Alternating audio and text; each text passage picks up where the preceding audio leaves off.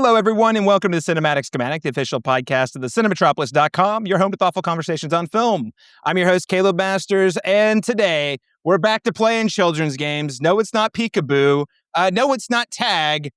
It's back to our favorite, Ready or Not 2, Here I Come.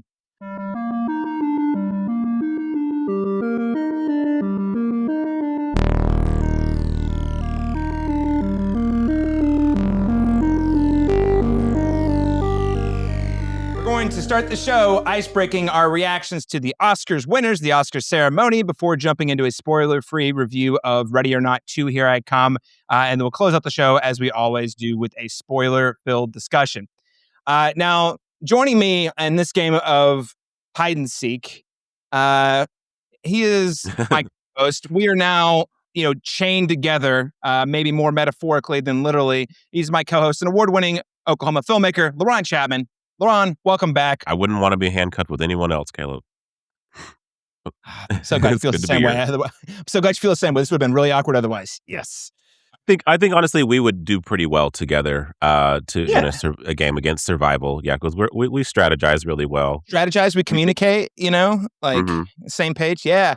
I agree. And, especially if this was horror trivia or movie trivia in general, where part of the job of surviving, I think would be in solid shape. That's the card I wish I would have pulled, yeah. Yeah, movie trivia. I bet everyone wishes they pulled that card, seriously. Mm-hmm. I'm very excited to be joined by an amazing panel of guests this week.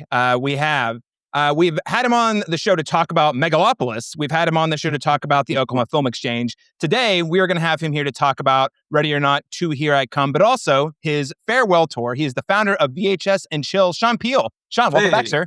Hey, good to be back. I'm excited. Sean, what card would you have preferred to have drawn? I just have to ask. The movie trivia. That one, absolutely. That one would have been just fantastic. I think we all win at that one. Movie trivia. That goes without saying. Twister, anybody? Twister. Maybe? Twister. I want to see that movie.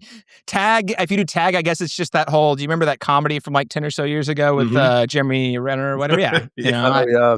Yeah. Also very excited to be rejoined. Longtime the Cinematropolis contributor, also does writing for Flick Attack. One of my go-to horror aficionados, Christopher Shultz. Chris, welcome back. Thank you. Thank you for having me. And Chris, we're going to take movie trivia out of the running. What card would you pick? What card would you draw? I should say. Maybe like Hungry Hippos, something from my childhood. Hungry Hippos. I kind of wonder, would there be real hippos involved with that one? Probably. With these rich people, they got a few. They have a hippo connection for sure. I've been to some of those oil money mansions out in the middle of nowhere, Oklahoma. There's definitely space for hippos. I got to say. Yeah. They would be terrifying. Hippos are terrifying, so that would actually be a terrifying game. They really are. They seem cute, but apparently if you approach them, they will literally massacre you immediately, and they're huge. So yes. I don't want to be playing with any hungry hippos. But Chris, best of luck to you in your endeavors to survive the hippos. Last but certainly not least, very excited to be rejoined. He is a fellow pop culture enthusiast, a podcast host, producer, principal and founder at Ader Communications, Chad Parizman. Chad, welcome back. What's going on, guys? And Chad, you're coming at us right up from South by Southwest, where you in fact saw Ready or Not 2, Here I Come, at the theater. We're going to talk a little bit more about that. But before that, we have a very important thing that was so much more important than South by Southwest, a film festival, which they're promoting new movies. We're talking about last year's movies, the Oscars. So we'll get to all your South by Southwest takes shortly. Yeah, excited to be here. And I think I would choose like whatever the like lawyer approved version of Risk would be, because I feel like that would be the easiest one to make it to Sunrise. Like they're definitely would like beat the challenge by then. You could just Risk, you could just wait it out, right? There's not a timer on Risk, right? Probably not. I mean, Mr. LaBelle like might push like the pieces, to like get you to move quicker. But I still feel like even the shortest version of that game like would still be like 6 hours. So easily. Yeah. Now the question is, because it's got mega rich billionaires, would the risk actually involve real war by morning? That's the question I have to ask. These people are pretty well funded. Or as we learn in this movie, apparently they control everything. So, very cool. Well, listeners, viewers, because we're not on YouTube, if you enjoyed this conversation today, whether past or previous, please check us out. We are now on YouTube, as I just said. The best way you can support the show is by subscribing on YouTube, ringing the bell for notifications. That way you know when new episodes drop. But we are also still readily available on all of your preferred podcast apps and would much appreciate, with the blessing of Mr. LaBelle, a rating and a review on Apple Podcasts or Spotify. Doing all of this will, of course, help us get discovered by more listeners just like you. And we need more people playing the game so that the odds of us surviving are higher. Now, that said, speaking of survival. And the Oscar for Best Picture is presented to... And the Oscar goes to... And the Oscar goes to... And the Oscar goes to... And the Oscar goes to... The Oscars. Ladies and gentlemen, 98 Academy Awards. We did a whole predictions episode on it, Laron and myself. It was hosted on Sunday, March 15th, and it was hosted by Conan O'Brien. Real quick, I want to talk about the program as well as the winners. Just a few stats I want to read off before we get to our reactions. One Battle After Another was one of the big winners of the night, taking home 6 Oscars, including Best Picture, Best Director, and Best Original Screenplay.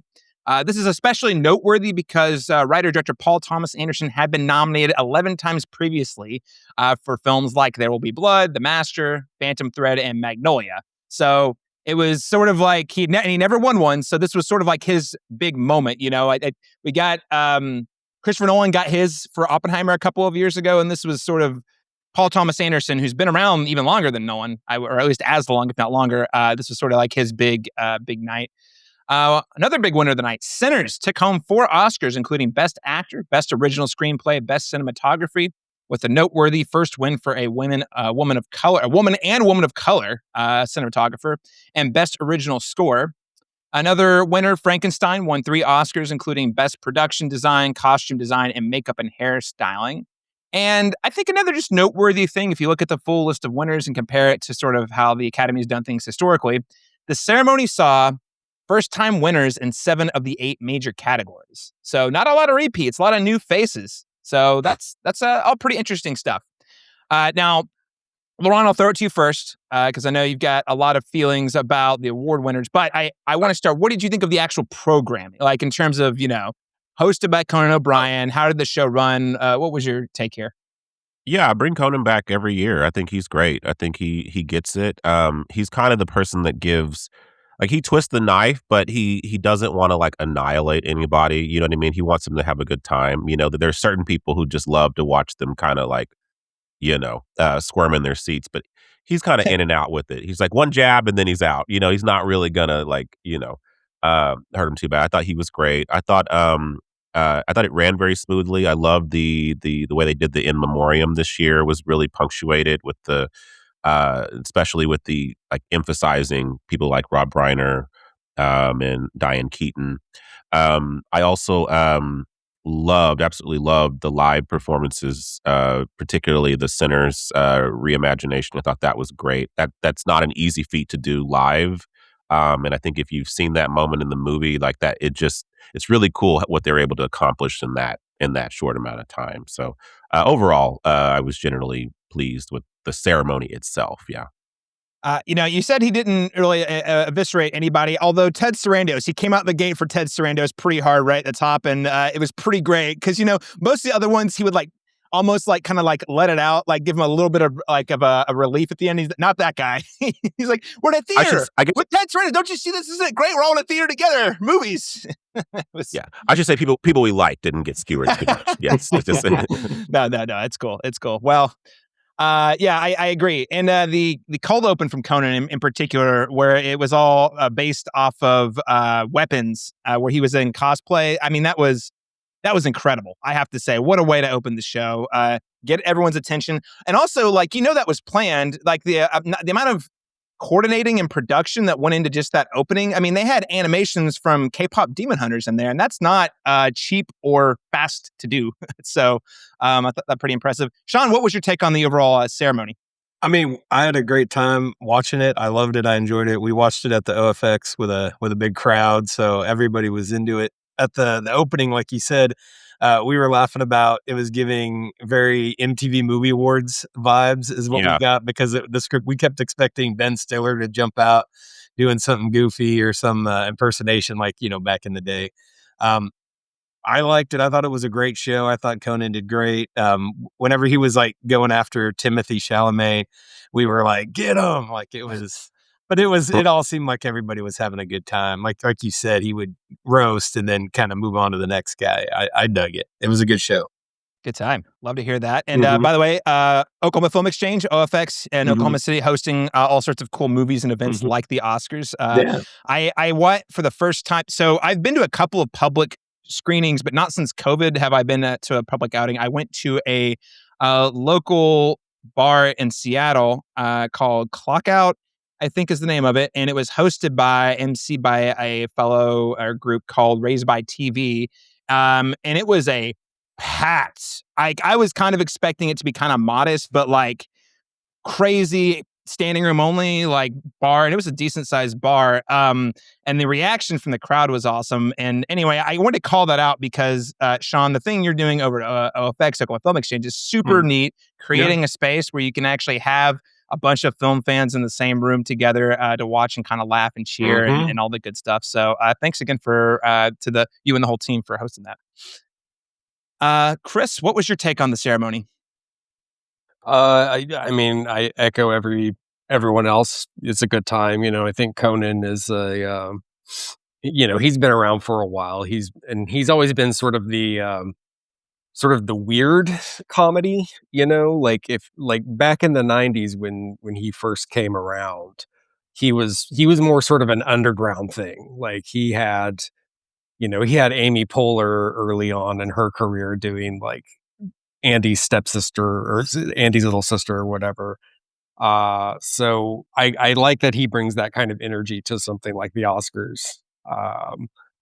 Again, particularly with the cold open and the weapons references and everything, it was pretty entertaining. Yeah, and overall pretty well paced too. There wasn't any point in the show where I felt like it dragged on too. I mean, it was almost a 4-hour show, so it's still extremely long. But it felt like it moved. Him being a good host. I think we've talked about this on the show many times. Like, should there be a host or not? A host, you notice a host when they're you almost take for granted a host when they're good enough. You always like. If there's not a host, people say we don't need one. You have a good enough host, you notice that they're not great. And you have a great host, you're like, wow, I can't imagine this show working without them. And I feel like Conan has done that this year and last year. I think the only thing I would add here, actually first, Chad, I'm sure, did you stop your South by Southwest festivities to do the utmost important thing of watching the Oscars? I did not. I was I was watching a movie for the first hour and a half of the Oscars, and I figured by then it wasn't worth it. So I just kind of kept the night going. Went to a comedy show. I was texting my wife. She was excited that Mr. Maya Rudolph won his first Oscar. Is I believe what she had texted me at the time.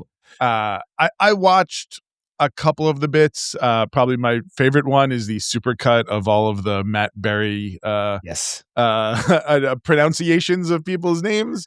And huge Conan fan. I watched a couple of his bits, but I did not watch it live. I didn't, based on where I was, I didn't really feel compelled. I'd rather live in the moment than look at something that I feel like had already been hashed out for quite some time over the last couple of months.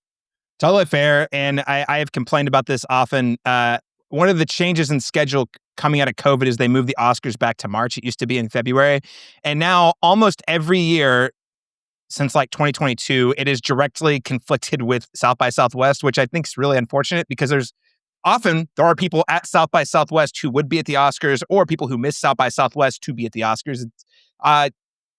Industry kind of competition with itself. Don't appreciate that, Academy. I wish they would move it back. But you called out. Yeah, go ahead. I am. No, I was just saying. I talked with a couple of people. I am surprised that like now that South by is kind of run by the Penske Group, that like that they don't have like an official, like I'm surprised that they're not like selling tickets to like, at the Paramount or some other ballroom for like an official watch party. Like that could have been fun, to watch it with a bunch of folks that, had also seen, as we talked about, off my, like Spielberg was there the day before, right? Like you've got a bunch of like probably fun folks in the room. I know that there are probably, licensing and permissions and things like that, but like that feels like the type of thing that could be worked out. So instead, you did have, I'm sure I talked with folks, they just went back to their room. There were a couple of bars having like unofficial things, but there was it probably would have been an interesting time for like a community to come together and watch this. So kind of loss on their part, I think. Yeah, missed opportunity for sure. And again, the licensing point you raised is interesting because in just 2 years, I think 2 years, the 100th Academy Awards, it's the whole show is going to be on YouTube, which is going to be a fundamental shift. And I mean, potentially a fundamental shift in how this entire ceremony is hosted and constructed. And I actually thought Conan did a great job throwing jabs at that too. The little bit he did about, we're going to be on YouTube. And then they inserted the Jane Lynch ads throughout. Like that was really funny, but it does make you raise a question like, hey, Academy, I don't know what you're doing, what negotiations you're having with YouTube, but like, please seriously work that out, because that would be a nightmare. Just watch everyone watching, on their free YouTube subscription. And then there's just someone's speech is disrupted by like a really crappy, low quality ad. But I say that to say, though, I do think the licensing you call is sort of like a bit of a, what's the word? It's a rule of the old era, which is, it's broadcast on ABC. Well, you have to pay ABC in order to watch this in a public bar and promote it and sell tickets to it. Whereas I genuinely don't know if you would have to do that with YouTube. I don't think you would. So could change what's possible with watch parties, I have to say. Last thing I want to note is this does feel like we're either at the end of an era or coming up on the end of an era, because I mean, it was great to see a bunch of new faces. But again, just thinking about the fact that Warner Brothers won a bunch of awards. They were Sinners and One Battle were both Warner Brothers productions. They're likely going to be acquired by Paramount, who, by the way, notably had not a lot of nominations in any category. The fact that we're shifting to YouTube, and the numbers came back and the ratings are down something like 9% or something. Like the ratings are down, which, among this group or movie lovers, we're probably going to always watch it. But at the same time, like it does show that there is a sort of the cultural influence of the Oscars continues to erode, at least in terms of like the mainstream. And it's starting to feel more and more niche. So I just feel like we are on the precipice of, and maybe it's with the year 100 when we go to YouTube, the show just really looking and sounding a lot different. And frankly, maybe even the production quality taking some big turns too. Because I don't know how the contracts work, but I think part of the reason they're able to like really pump up the production quality with the hosts and everything is because ABC probably has money on the line they can use, the Academy can use to kind of pay for some of these like higher profile hosts like Conan. So anyway, really interested to see what the Oscars looks like in the next 2 years, because I think it's going to look a lot different, especially with that shift to YouTube. It's going to be a game changer. On the winners, though, real fast. I'll throw it to you first, Chad. I'm throwing it to you first because one, you're the least attached to the moment of the watching him live, and I know you have certain feelings on some of the movies. So, one battle after another. Yes, Mr. Maya Rudolph winning Best Director, Best Picture, Best Screenplay, all that stuff. What do you think about the overall winners for the night? I mean, I think I texted you. So the last episode of this show that I was on was the Avatar, Fire and Ash, and I enjoyed that movie more than I enjoyed One Battle After Another. I just like, it was fine. It was good. I did not understand, and I don't know if it went over my head. I didn't understand the love for that movie, amongst like the film community, amongst the film podcast community, a couple of big, notable shows that I listened to, outside of this, were really in on it. And so again, another reason that like I didn't feel compelled to go watch the telecast. I think we kind of knew, I think there were a couple of genuine surprises throughout the night, but the kind of biggest winners were not. I was really hoping that Sinners was going to find a way to pull through, or that, something would have happened in the Academy voting to kind of change this. So yeah, I just, it is what it is. I'm glad that he got it. There's always all kinds of talks of, is it actually for this movie? Is it the cumulative effect? Was it just his time to win? All of those things will always happen, when these things are voted on. I know that it was still probably seen as a commercial, maybe not a flop, but as not much of a success outside of the wins that it did get. Like you said, though, with both One Battle and Sinners being both at least distributed by WB, it was a big night for them no matter what. So I guess congrats, David Zaslav, and the giant amount of money you're about to make in the next 12 months as well. So despite cutting a ton of people from that company and kind of running on threadbare carpet in the halls, like they still found a way to make what was viewed as probably like the two best movies of the year. So kudos to them. I think probably a couple of the other folks here have a lot more to say that about some of the winners throughout the night. Yeah. Well said. I appreciate the sportsmanship. That's great. We love to see that on this show. Sean, what was your takeaway from the winners? I mean, for the most part, I was pretty along with everything. Obviously, there were some of those surprises you guys have mentioned. I also I liked One Battle After Another. I enjoyed the film. I see its importance. I get why people dig it.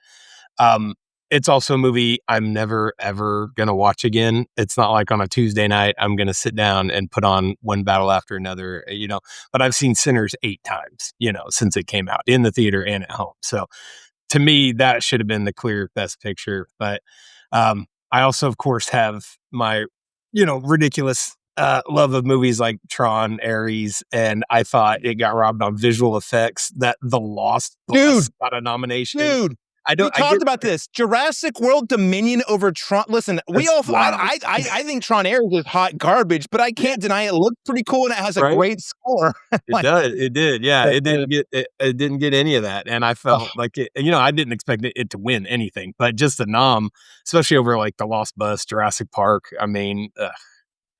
But, other than that, I mean, Michael B. Jordan getting the best actor, I thought that was fantastic. I thought well-earned, well-deserved. His career is just doing fantastic. We've been watching him for years and years, and to me, it's perfect progression for him. I mean, I get Timothy and Leo wanted it, obviously, but, I mean, I was all about that win. Yeah. No, I think... I'll pass it to Chris first, but yeah, the Michael B. Jordan it was probably my favorite win of the night, honestly. If I put it out there, Chris, what do you think of the winners? I was also Team Sinners. I was really hoping for an upset. I knew it wasn't going to happen. I knew it was PTA's year, because the Oscars do kind of go this way. Is One Battle a better film than There Will Be Blood? I don't know about that. Shows is this a the cumulative effect that we've talked about before? Truly not to knock One Battle. I mean, again, I didn't dislike the film either. There's some solid stuff in it. I thought I did really enjoy Benicio del Toro's performance in the film. And Chase Infinity was really fantastic. She's going to be big, I think. But I definitely resonated more with Sinners, just from personal taste. It's visually stunning and a well-earned Oscar for the cinematographer. And as well as Michael B. Jordan for sure. I think playing twins convincingly is actually really hard. if you think about it. So anytime that happens in a film, I'm always championing that actor to get something, to get noticed. And of course, they never do, because it's always a horror film like Dead Ringers, for instance, that got no recognition at the Oscars whatsoever. But yeah, overall, I thought some solid wins. Some, Amy Madigan was definitely. Again, this is something like she's been around forever. She deserves some recognition for her career, and she is really solid in weapons. So that was, I thought, a solid win for her. Yeah. No, well said. Well, Laron, what do you make of all this? Oh, the winners. That's funny when you say Amy Madigan, because I definitely said, like, after I watched that movie, I made a post and it was like, give her the Oscar, you cowards. I knew it would never happen. And then it did. Like, it's like they heard me. So I would like to like pat myself on the back, because I'm sure they read my post and that's why that happened. Oh, yeah. But no, I was really happy to see that. And if you think about it, if you look at all the winners, it's like, even if you're adding Hamnet in there, it's like there's two witches and a vampire won, Oscars. That's kind of cool, right? I mean, that's kind of cool if you think about it. It's like, it was a good night for genre movies. I mean, if we're putting into context, like Frankenstein won three Oscars, so it does seem like this diversified voting body is definitely a little bit more amenable to genre films. And we've seen that, like last year with The Substance, like a movie I said, this movie's awesome. There's no way in hell that would ever touch the Oscars. It's still crazy that it got all those nominations. I mean, I love it. Deserved. It's just crazy, though. Yeah. It just blows my mind that they embrace that, because I'm like, really? I was like, after all this time, but I didn't believe it. So that was nice to see. I was definitely Team Sinners as well. And I actually did predict that it would. I was predicting it for Best Picture, all the while knowing that was probably unlikely. But I was like, maybe this is a Moonlight moment, a Moonlight La La Land moment, and we're just gonna, hold our breath to the last minute, and then that'll happen. But I was happy to see Michael B. Jordan. I think by the time when Sinners lost casting, I'm pretty much at that point that felt like, this is going to be a one battle overhaul, because that was something that Sinners was. I felt so confident about that. Yeah, I was so that was the moment I was like, oh, this is going to go differently. But then with the cinematography win later, I had one battle slotted for, and then Sinners won, and that's when I was like, they flip flopped on those. It's kind of interesting. Yeah, because the actor awards went to Sinners, so I was like, oh, well, then they're going to win casting hands down. That's just where it's going to go. And they won. They won Best Ensemble at the Actor Awards the week before, Yeah. So yeah, but overall, it was generally. One Battle was number 3 on my top 10 list last year, so it's not like I'm like super aggrieved that it won. I love P.T. Anderson; he's one of my favorite directors, and I do think he should at least have 3 Oscars by now. But I just think, as somebody, on rewatches of Sinners and One Battle, I've seen One Battle 3 times. I've seen Sinners 5 times, and I get something new every time I watch Sinners. Like, every time I watch it, it deepens in value to me, and in a substantive way. And then I feel like with One Battle, kind of just settles. Like, okay, this is what this is, and I enjoy it a lot. I think it's a fun ride, but I don't pick a lot of things from it. Like thematically, but I think it's still a well executed movie and a crowd pleasing film. So we've had worse Oscar wins, and so I'm not. There's no ill will there. But yeah, I was Team Sinners. I would have loved to have seen it, either a surprise win in director or a surprise win in picture.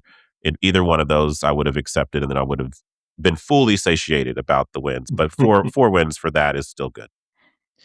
Yeah, I mean, I'll be honest, I'm coming down. I guess I'm the most pro One Battle on this podcast, but it's not like Sinners was my number 2, and it was I just want to reiterate when in my ranking, it was pretty close. Like, I just felt like One Battle speaks more to the moment that we're living in specifically, and is also doing so in a way that is more inspiring and uplifting, which is also something that, probably irks some people, but I feel like it's really important right now. We need that energy and positivity if you're going to make meaningful change in the world. And he was able to do so through probably Paul Thomas Anderson. This was probably his most accessible film he's ever made for like the mainstream. And anyway, I just think it was an overall well-executed movie.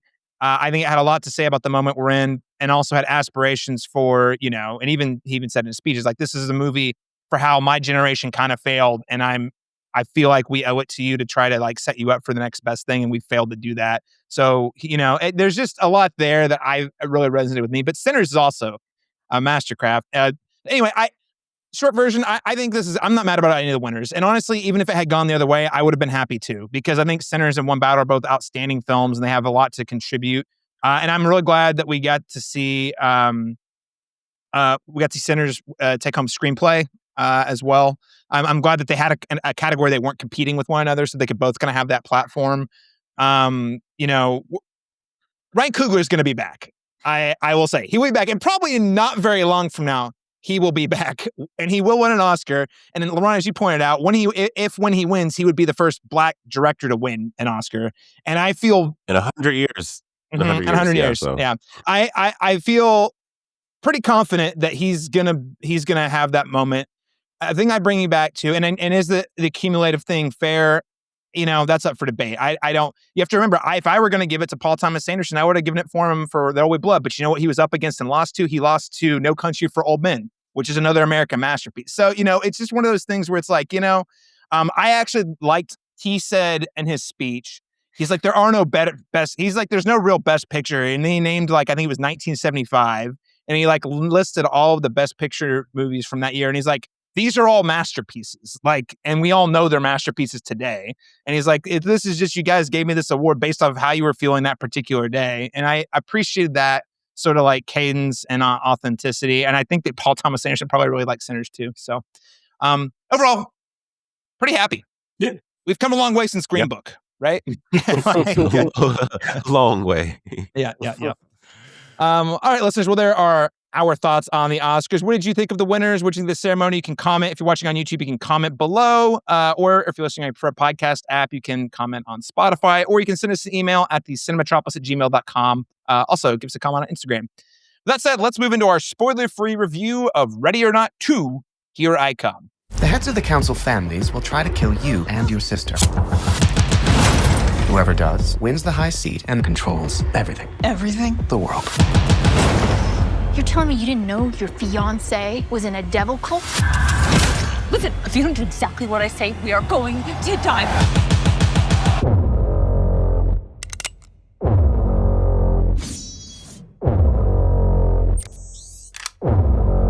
So it begins.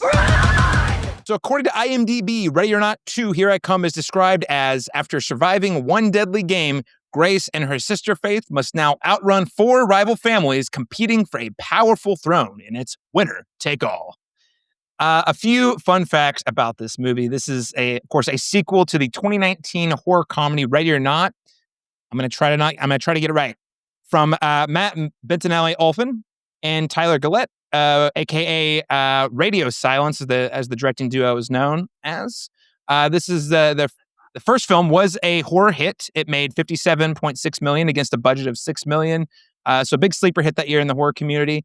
And part of the reason it took so long to get the sequel is because following Ready or Not 1 being such a hit, the directing duo went on to direct Scream 2022, or as we like to call it on this podcast, 5 Cream, and Scream 6. And then they went directly from Scream 6 into Abigail. Now, this film, the sequel, Ready or Not 2, is considerably more expensive, costing an estimated $20 million. So, got to make a little more money on this one. However, I think the budget's used well, because this film adds quite a few faces to the cast. Of course, we have Samara Weaving returning as our Scream Queen, but we also have Catherine Newton joining as her sister. You have Sarah Michelle Gellar, Sean Hattasey, Elijah Wood, Nestor Carbonell, and crazy casting out of nowhere, David Cronenberg on the screen. Love to see that. And of course, this film held its world premiere at South by Southwest 2026 on March 13th and opened wide just a week later, so we didn't have to wait very long. Really quickly, just to give our listeners or viewers context here, what did we think of the first film in just like 1 to 2 sentences? And Laron, I'll throw it to you first.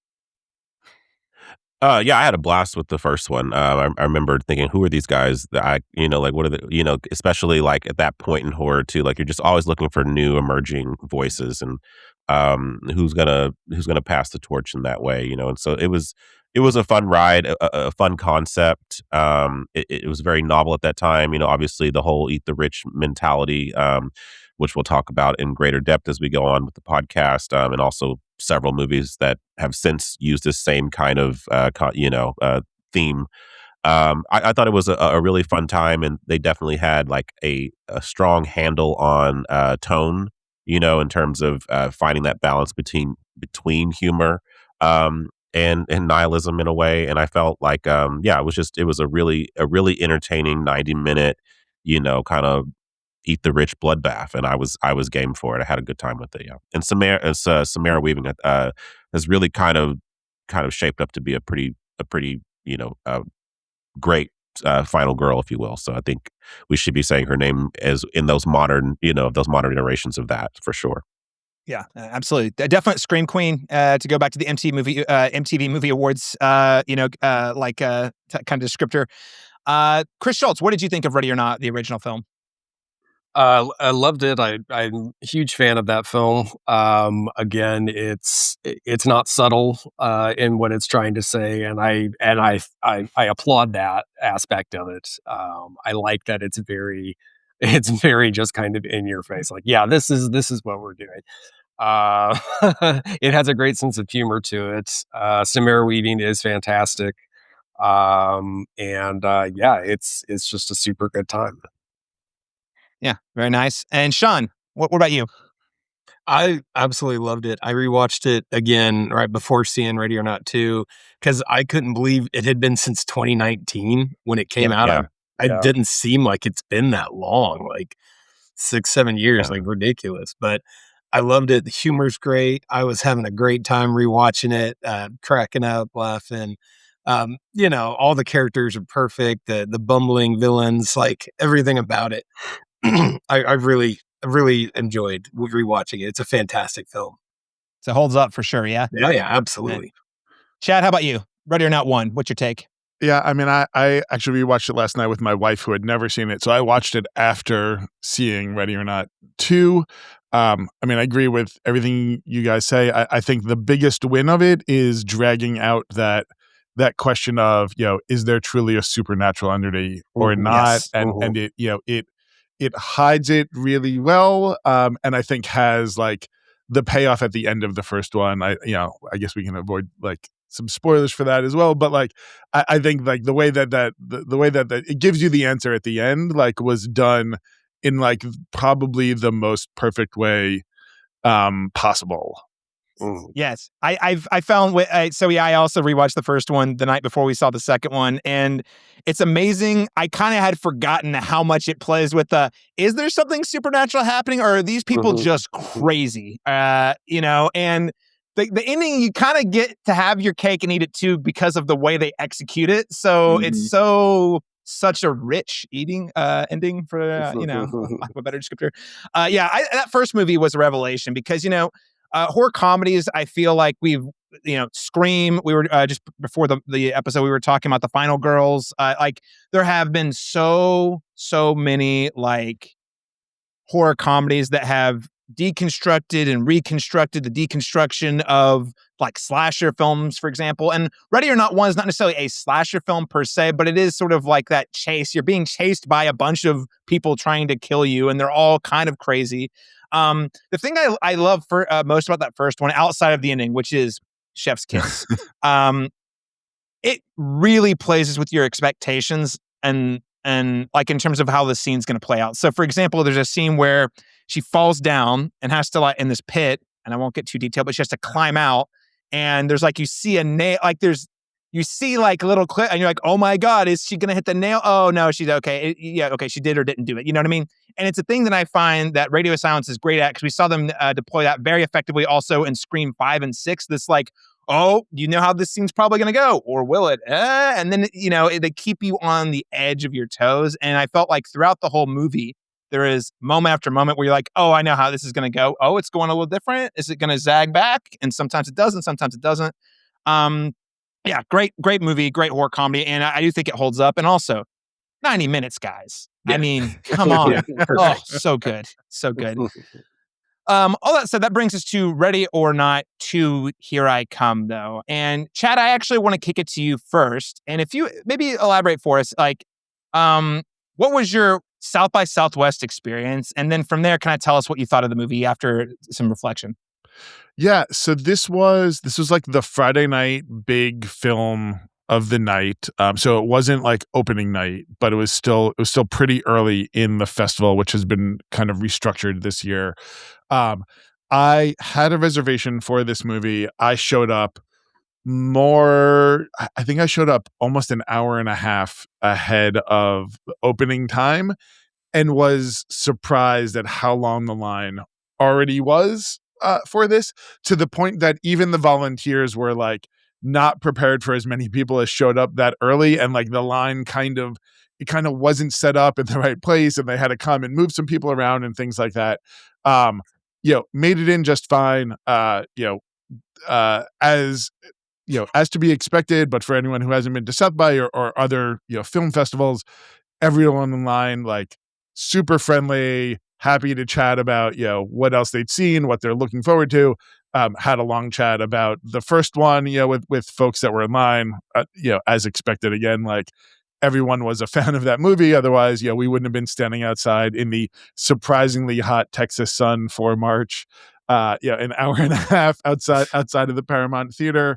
Got in, started a little bit late. They started by bringing so it was the Radio Silence guys, the writers, and then all of the principal cast that was there, which was pretty much everybody except Samara Weaving. For those of you who haven't been following, she's very pregnant right now. If you've seen her doing any other promotion. So I expect, they didn't call that out, but I expect that is probably why she did not travel from LA to New York.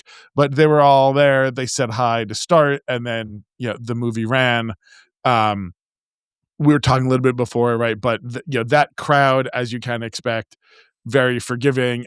Everyone screamed at the right time, laughed at the right time. It is a group of folks that are into the experience, the communal experience of seeing a movie like this surrounded by a packed house of people, right? And it kind of, that energy feeds off of each other. And then, we'll talk about the film. And then, afterwards it was the Radio Silence guys, and then the four probably biggest cast that were there. So it was Sarah Michelle Gellar, Elijah Wood, not Dr. Robbie from The Pit, the other Sean Hennessy, yeah.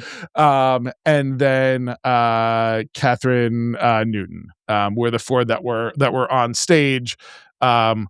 Took a bunch of did not take questions from the audience, but took questions like kind of from the moderator.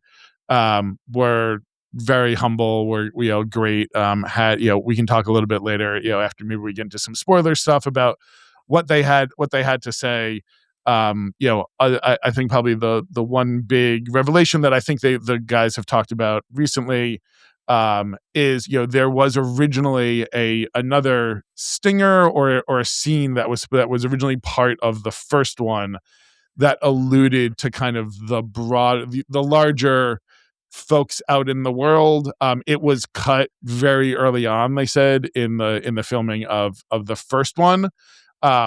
So when it came time to kind of take another movie and turn it into Ready or Not 2, like there wasn't, they didn't really have to stretch far to be like, oh, what else is there? Like, where can we go from here? This notion of kind of larger evil in the world was kind of pre-baked in to the writing, kind of from one of the earliest stages possible. Very cool.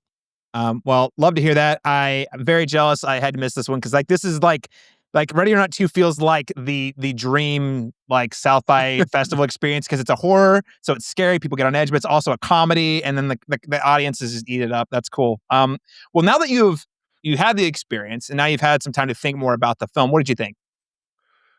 We're starting with me. I mean, I loved it. I think it ratchets it up just enough. It expands the world. It I think the addition of Elijah Wood's character, and again, maybe we could, but like, I think he steals the show here. He has kind of some of the hardest work to do. And I just love that, like, he just continues to do weird shit. Like, like, I think he just he's one of those actors now that it's like, he made his nut, like, right, he's never really gonna, and like, so he just gets to choose the wacky and weird things, and the what he brings to the lawyer is all him. That was one of the things that they talked about. He kind of asked what they wanted. He has a tough job of explaining all this lore and, right, kind of keeping things moving. And they really kind of of all of the characters, they let him bring the most of whatever he wanted to this role, and I think for me, I think that shows. Yeah, very nice. It is always a treat to see Elijah Wood in virtually anything because, as you say, if he's in a movie at this point, it's a movie he wants to be in, and he always is doing something crazy. It's a total blast. Yeah. Laron Chapman, what did you think of Ready or Not 2, Here I Come? Yeah, so I went ahead and rewatched the first one right ahead of this one. It was pretty top of mind anyway, but just to kind of see what nuances were kind of different between the two of them. And you immediately, in watching them back to back, can kind of see immediately what's similar, immediately in terms of quality, what's better or worse or what have you. And while I do think a lot of people are pretty cool on this one, it seems relatively most people like it, but they think it's maybe slightly less effective as the last one. I had a really good time with it. I really thought that what really sells it here for me are the really like kooky supporting cast here. It's great seeing some 90s, hit makers, Sarah Michelle Gellar give it, she's typically the victim in a lot of movies. And I've always said that she could have been a final girl, but people just love killing her. They killed her in Scream 2. They killed her in I Know What You Did Last Summer. I was like, she always was the badass. I don't know why she was Buffy. Like, why are we killing Sarah Michelle Gellar? She needs to do the hunting, so it's really cool that Radio Silence understood that assignment. So they gave her that, and I thought that was great to see her there. Sean Hattasey, loved him in a lot of teen movies, also The Faculty, remember him from that. And then obviously we mentioned Elijah Wood, also a 90s star.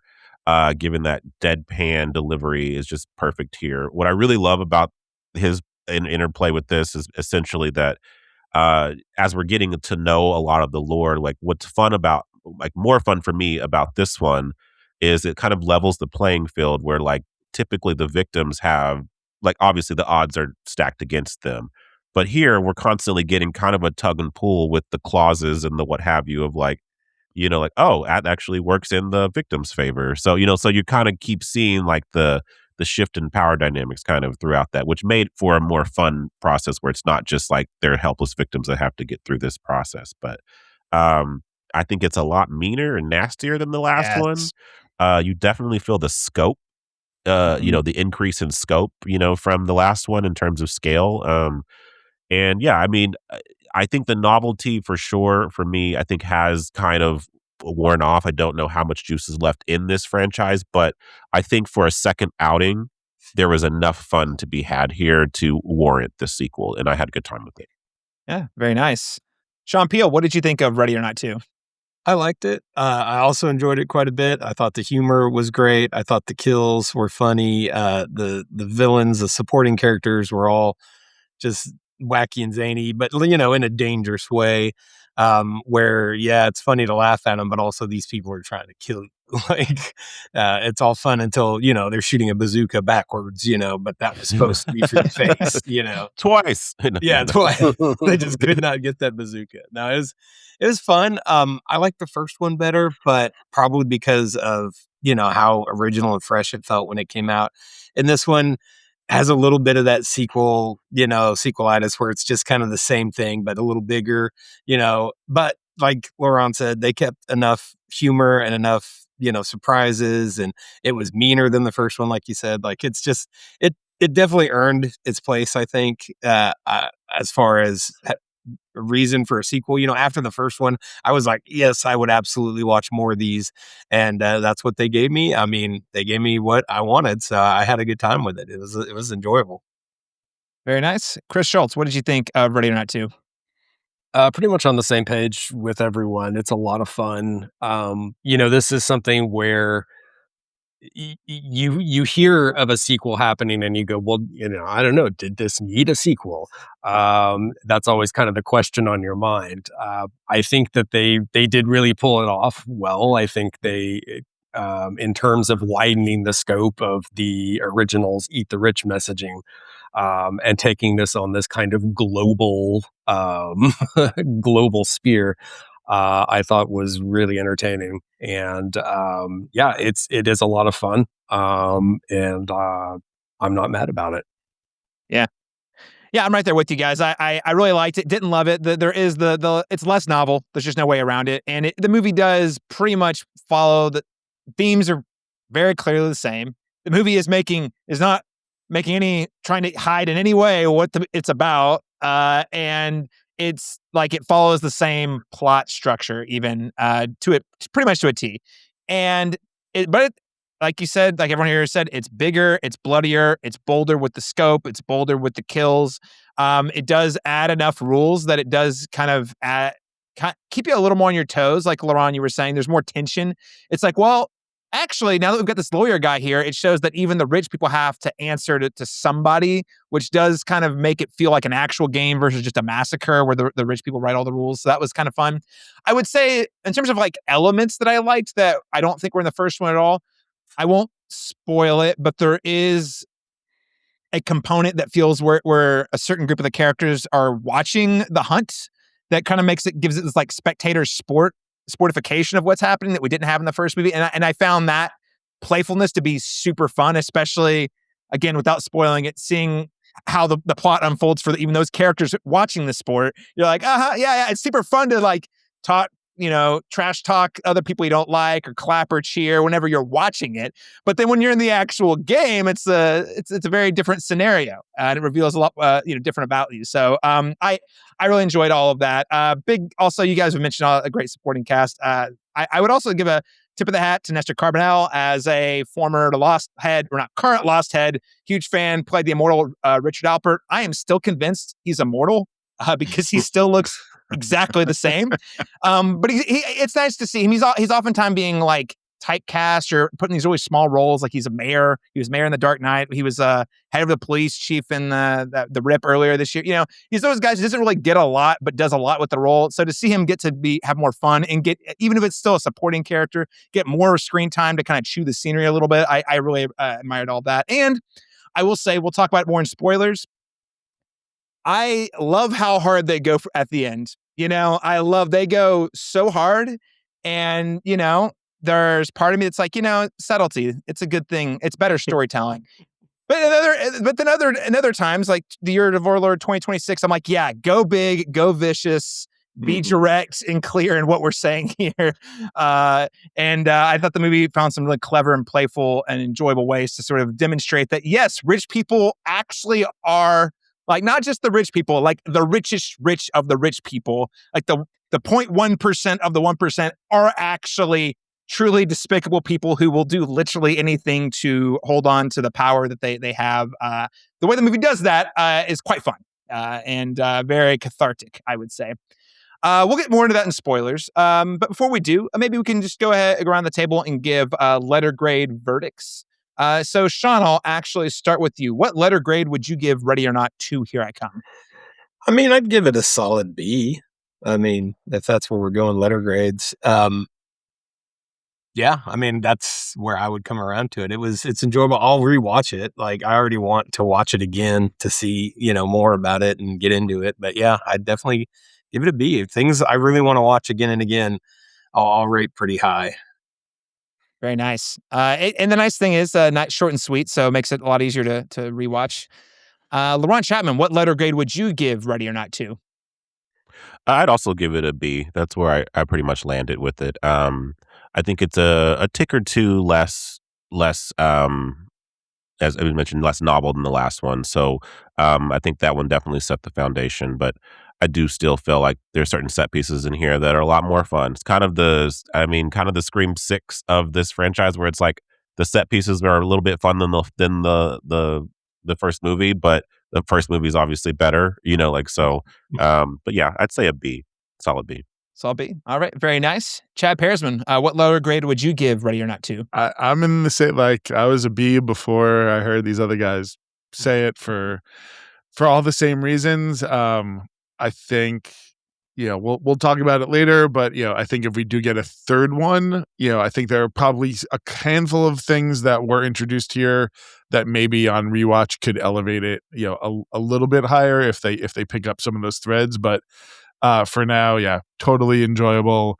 Watch when this hits streaming or home video, watching these back to back in 3 hours, I think that's going to be an incredibly fun Saturday night. 2 Ready or Not movies in less time than Avatar: Fire and Ash altogether. Love to hear it. Love to see it.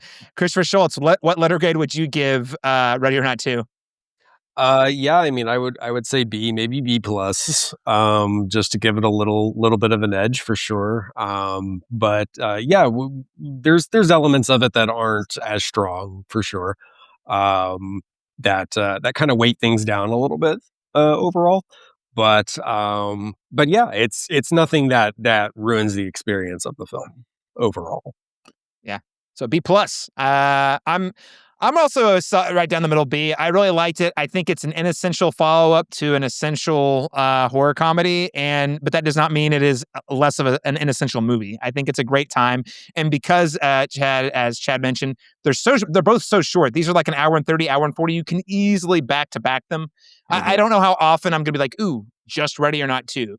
But if I say, hey, let's watch Ready or Not 1, I'm probably going to say, you know what, let's just keep the party going and watch Ready or Not 2, because it goes down that easy. It's lots of fun, and it's worth a watch. I think go see it in the theater if you can see it, and a packed house with a horror hound audience, people who are really going to really lean into the humor and everything. I think that's an ideal way to experience the film. But I honestly think part of the reason that Ready or Not 2 even got greenlit was because apparently the numbers for it on Hulu during COVID were through the roof, and Disney's like, yeah, I'll take a gamble on some really positive Hulu streaming numbers. So, because everybody wanted to eat the rich in 2020. That's what was going on. And we're talking about, and spoilers, I'm going to ask the question, how do we feel about that now? Because I don't know that it's changed too much, but we'll see. So this is a very pro podcast. We're all B. Not masterpiece, but also great time. Absolutely worth your short hour and 35, hour and 40 minutes. Gentlemen, what would we recommend to people who really enjoyed Ready or Not 2, or maybe want to see more films or experience other media, whether it be a TV show, a video game, an audiobook, as Chad has recommended in the past? What would we recommend to people who liked Ready or Not 2? And Laron, I'll throw it to you first. If you want to continue the game route, a really fun B movie is Game Night, which I think is a lot of fun. Kind of a survive the night movie as well. Chaotic things happening under the guise of a game. Another one recently, Bodies, Bodies, Bodies is one that comes to mind. Again, another survive the night, a game that goes horrifically wrong. And then one that I think is lesser brought up, but I liked it quite a bit, was The Blackening. Did anyone get a chance to see this? You were telling me, you were singing the praises when it came out, though. I didn't catch it. I'm still singing the praises of The Blackening, guys. I mean, definitely. I'm upset that I didn't write this movie, because I did write like a treatment for a short film version of this same movie, and then a feature length version of it came out. Happy to those people who made it. They did a great job. But yeah, essentially, it's like if you had all black characters who knew the rules of these games and didn't make stupid choices, would they still survive a horror movie? You got to watch the movie to see if they do. But, it's a lot of fun. There's a lot of fun, a lot of black jokes. But, I think you guys would enjoy it. I am going to put that on my list, Laron, as a much catch this year, because I remember I saw the trailer and I was like, that looks like super fun. It came out, and then you were like, this is super fun. You got to check it out. It's underrated. And in classic Caleb did not listen to your recommendation. Not intentionally, just like by the time I was like, I think I could watch it, it was out of the theater, because it was not around very long, unfortunately. So put it in your horror movie rotation whenever you go. It gets October. It's a good time to watch it. Let's go. Ready for October already. Let's get there. Christopher Shultz, what would you recommend to listeners? So I'm thinking more in the eat the rich category as opposed to games. And if you want a particularly unsubtle eat the rich movie that is a lot of fun to watch, and is maybe not as good as what came before it, but certainly a good time. I would say George A. Romero's Land of the Dead, which is the fourth of the Dead movies that he did in the early 2000s. So this is George W. Bush, Iraq War era, George A. Romero, and it shows. And that's a compliment to it. It's not subtle, and again, that really works in its favor. Dennis Hopper is there playing Donald Rumsfeld, according to Dennis Hopper. There's some great effects from Greg Nicotero in it. It's a solid entry in a sequel that shouldn't be as good as it is. So I would say check out that. Very nice. Land of the Dead. I really dug that movie when I saw it the first time, and I've seen it a couple times since, but it's probably been a good decade since I've turned it on, so I'm due for a rewatch on that one. I do really like that movie, have a soft spot for I think it came out when I was in high school or something. Yeah, I don't want to age myself, but it came out, and I was like, it really hit the moment well for me. Sean, what would you recommend to listeners who enjoyed Ready or Not 2? If you liked Ready or Not 2, if you liked Ready or Not 1, I would always recommend Abigail. I know it's from the same directors, but I mean, it's a survive the night. It's a bunch of characters being chased around by a bunch of goofballs. You know, it's vampires instead of, what this was.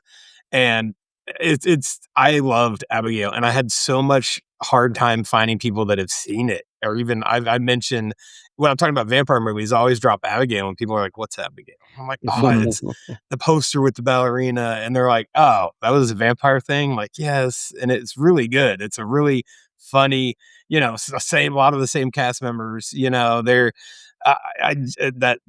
that meanness, that comedy, it's all there. If you like Ready or Not 2, watch Abigail if you haven't seen it. I highly recommend it. That and same Catherine Newton's pretty great in that one too. It's great. We did review that one on the podcast, but I remember something that we said, Caleb, was that wouldn't it have been great if we didn't know she was a vampire. Yeah. Words right out of my mouth. I don't know how you market the movie without that, but it's like that would have been like a From Dusk Till Dawn level twist, because they like the first 30 minutes you actually don't know that, and it just is like anyway, that's a tough one. But great movie. Absolutely. Even if you know the twist, it's a super duper fun movie. And there's a lot that you don't know that is not obvious, by the way. You know the twist, but there are other twists that the marketing has not given away. So highly recommend. That's a great call, Sean. Stuff with vampire lore in it. So there's some interesting twists on the classic vampire. So definitely very nice. They like exploding people, don't they? That's kind of their thing. Their shtick. Yeah. Yes. And stabbing people and sisters. And sisters stabbing. Yeah. More, go back and watch, having rewatched all the Scream movies before Scream 7. I did the Radio Silence is easily the stabbiest group of the directors, like, because they love people, specifically people who get stabbed the most times who somehow don't die. They're really good at that one. But yeah. Great recommends. Chad Parizman, what would you recommend to listeners who enjoy Ready or Not 2? So I'm gonna go I'll riff on two of the things. One, I love a sequel that like picks up right where the first one ends. And so like Halloween 1 and 2, I think are a great watch for that. Back to the Future 1 and 2, and Karate Kid 2, right? Like I think those are all like fun ones that you can watch back to back, and it just feels like continuation. On the Eat the Rich, I don't know that most people don't recommend books on here, but I'm going to recommend a book series that also audiobook. It feels a little bit like basic internet, like middle-aged guy right now. But has anyone read the Dungeon Crawler Carl series yet? I have been recommended this yet? You were like, in the last 3 months, I've had 3 different people, one of them being you, recommend them to me. Please go on. Yeah. I won't give too much. But there's very much the Eat the Rich theme comes through, but on a like a universal scale, a galactic wide scale. It has elements of Hunger Games Across the Stars. It's post-apocalyptic. It is a lit RPG book, which I was not familiar with that, but it is basically, it is video game rules apply here. Folks know they are in a video game. I feel like that it has been all over the internet for like the last 6 to 12 months. It is kind of blown up. Big community hungry for this. The 8th book in the series is coming out, but they are very quick reads, and the audiobooks are excellent. So I know a lot of folks recommend those. So if you're not, if signing up to read 15,000 pages of books is not for you, check out the audiobooks. They're from a guy named Jeff Hayes, who's excellent. He does a ton of different voices. So, but a lot of the same things that we're encountering here get brought up in by Carl and the rest of his friends. Very nice. Dungeon crawler Carl. Yeah. Yes. Yeah. Very nice. Great recommend. I got to get on it, man. I've had so many people hit me up about that, and they sound very my jam. Okay, I'm going to go a couple different directions with this. One, I won't belabor it, but if you're looking for Eat the Rich story that not enough people saw, The Triangle of Sadness, excellent movie. I don't want to say too much, but it's basically about you spend half the movie with a bunch of rich people on the boat, and then there's a boat crash, and then you spend the rest of the movie on an island with the same people, and there's a little bit of the, and we talked about this, another recent movie like this would have been Send Help, where you're like, oh, the power dynamics have shifted now that you need actual skills and not just money to solve your problems. So anyway, we're going to call it out. Triangle of Sadness. It was a huge, I got nominated for some Oscars the year it came out. Check that one out. If you were looking for something about like sort of like the same playful energy that I think we get in both Ready or Not films, in particular the first film, Adam Wingard, back when he still made good movies, You're Next is a great time. You think you're watching one movie, and then I probably recommended this on the show before. You think you're watching one movie, and it takes a big turn halfway through, and you're like, whoa, what is this I'm watching? What's going to happen next? I can't wait to find out.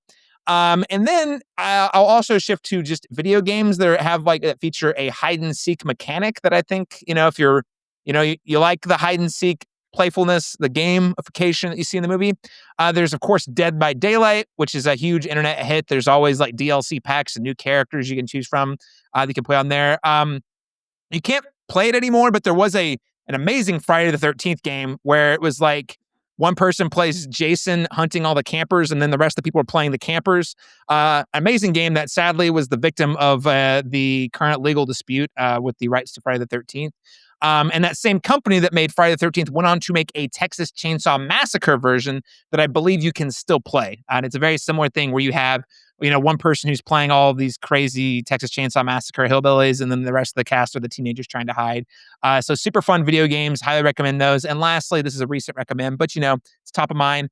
Resident Evil Requiem, the newest Resident Evil game, just came out not too long ago. And there's two different protagonists, and one of the protagonists you're playing in first-person mode where you're constantly being chased around a house by creepy things, and it is incredibly creepy.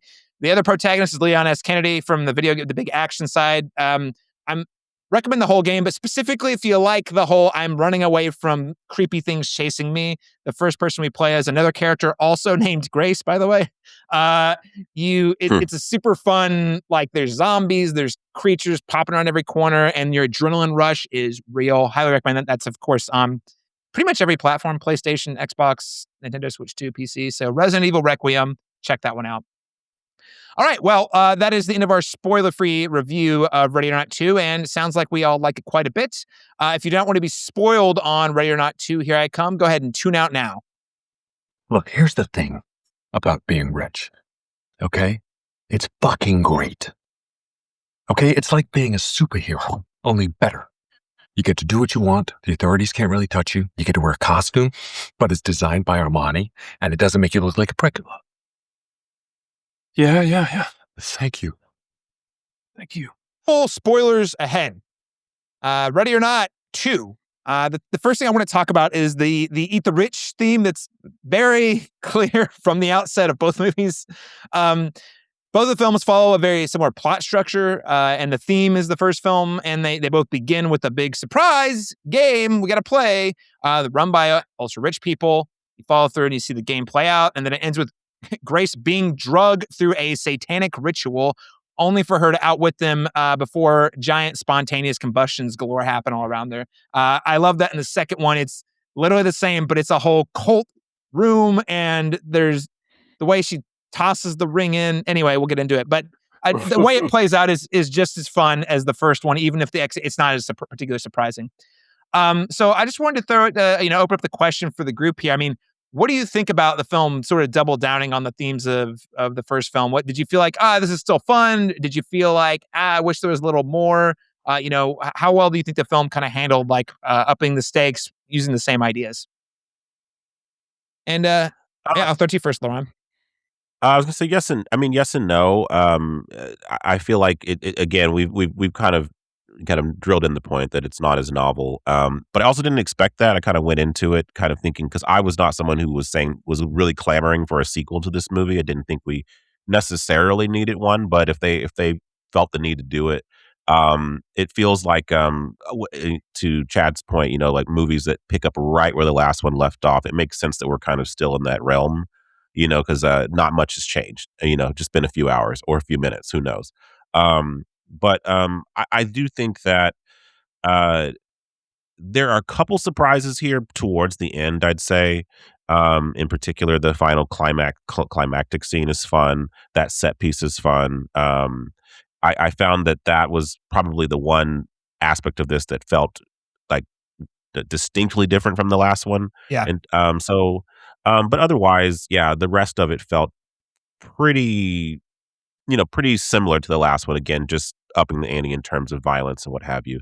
It would have been, I think this probably would have landed a lot better, if they did have some crazy kind of avenues to go with the storyline.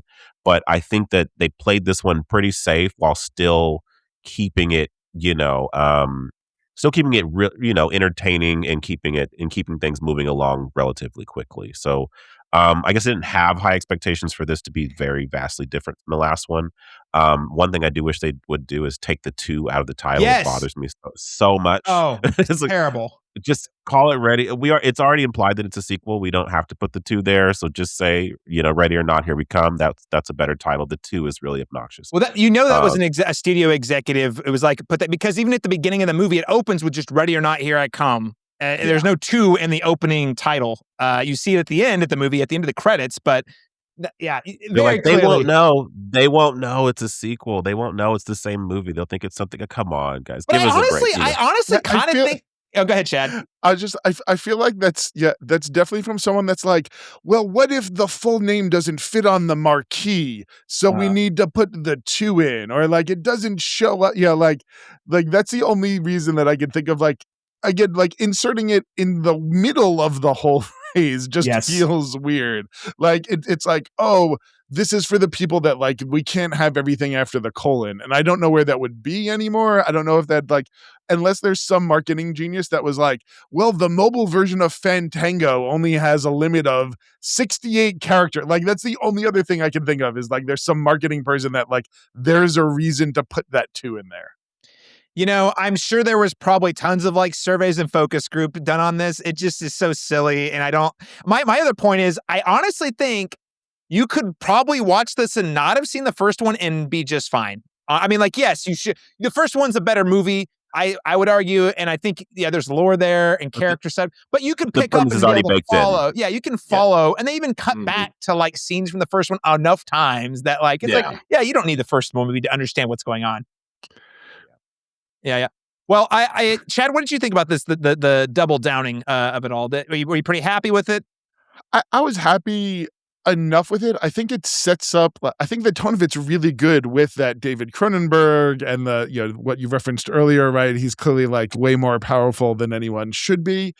I think what it falls down though is, I think you could have done some really interesting stereotypes of different of like these stand-ins for different types of rich people. Yes. And ultimately we just get them like, they are different ethnicities and like there's no explanation, right? Like the interesting thing of the first one is like they made their money in games, right? And then he goes on to say like, and now we own 4 sports teams, right? Like there's other things, right? You could have had, if this was if you could have had a tech bro that was much more recent, right? You could have had an oil oligarch. You could have had, right? Like, I think we could sit around here and come up with 5 or 6, other types of like that. These are clearly defined people. And then you could have given them weapons and you could, right? I feel like if you went in that video game logic of like, these are all of these things. And instead, we just get like, oh, like they're South American. This is the Asian group. This is the Middle Eastern group. I agree with that. This is And if you were going to go that route, like with the ethnicity, like, I mean, you could do like a musician rap billionaire like Jay-Z, for example. You know what I mean? Like he's a billionaire and, he came to his money over a long period of time, but he's still in that upper echelon. So you could have had diversified that. Drug lords, people who made their money off of like a bunch of drugs, like you know what I mean? There's a lot of, there's totally a lot of different ways you could lean into that. Chad, that's probably the third one. That's going to be the third one, right? Like, cause that seems like low hanging fruit, Well, we could, I definitely think like we could figure out what the third one would be, but if there were different reasons to hate these people, but at the end of the day, it's just, they have a lot of money and they kind of, they don't know not only do they not know what to do with it, but they're all, they continue to be a bunch of bumbling idiots outside of a handful of them. Again, right? Like it really does seem like the twins, the Sarah Michelle Gellar, like they're the only ones that were, potentially trained here, right? That supposedly were brought up to like, to lead this council. Everyone else is just, again, it goes back to like they're a bunch of idiots that really don't know how to use all these weapons and don't believe, I don't know, like whether or not they believe in it or not. I think we'll get into it. There's some other interesting things that were added here, but in terms of the Eat the Rich storyline, there's really only like one guy, right, who potentially is remorseful. And again, Crazy Kids, the first one I think did the like, so like we're raising a bunch of sociopaths as children a little bit better than even the ones that we got here. So that was my biggest downfall. The theme still works certainly in 2025, 2026. I think there's even more reason. And I think that's the biggest miss is that again, you could have had a political there's just too many opportunities and too many types of people that we all love to hate right now that they could have brought in here. I mean, at this point, you could even lean into one of the AI CEOs. If you want to make it extra timely. I mean, I guess my thing is to your point, like, and I think I agree with everything you're saying. I agree with, and to your point, I'm like, well, listen, this movie is making it very clear what it's about. So, like, let's just make it really clear. And like, that is annoying to some people, but I'm also like, listen, if we're here to have a good time and laugh at like crazy rich people as a form of catharsis, let's make the Elon Musk stand in. Let's make, Sam Altman stand in. Let's, or Jay-Z stand in, however you want to do it. I mean, you can even do a Taylor Swift stand in. She's a billionaire now. I mean, like, you know what I mean? Like there's opportunity there that if we're going to lean into the theme that we've already done, might as well make it like very timely. And I don't know, maybe there's a downside of that too, where it like dates the film, but I don't know. I think you're onto something there. Chris, what did you think of sort of how the film double downs? I mean, so again, to the point that's been made that, the characters, the sort of villain characters aren't maybe quite different enough from the original film. I can certainly see that. I get where they're coming from in terms of saying, capitalism is a problem around the world, not just in the United States. And these ultra wealthy people exist everywhere. That messaging is clear, but in terms of the sort of variety of, we had sort of old money represented in the first film, and that's sort of represented with the Danforths, the Sarah Michelle Gellar, and I forget the other actor's name, who plays her brother. Sean, what's his name? Yeah. Hattasey. Yeah. Hattasey.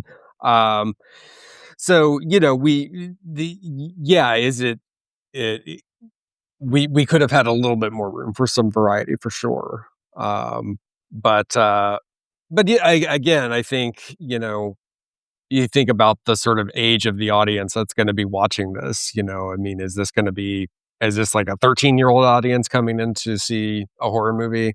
Are they going to digest more subtle nuances? Maybe not. Which again, the non-subtlety of these films are a feature, not a bug. So, but yeah, Well, yeah. And listen, especially if you're talking about the kids, and this is gonna sound so bad. Gen Z, it's not that I don't believe in you. I do. It's more about you were dealt a bad hand. Like, sometimes you just gotta be real. Like, I think better storytelling is subtlety, but in this case, like, especially if you're targeting younger viewers, you gotta be real loud and direct about the point.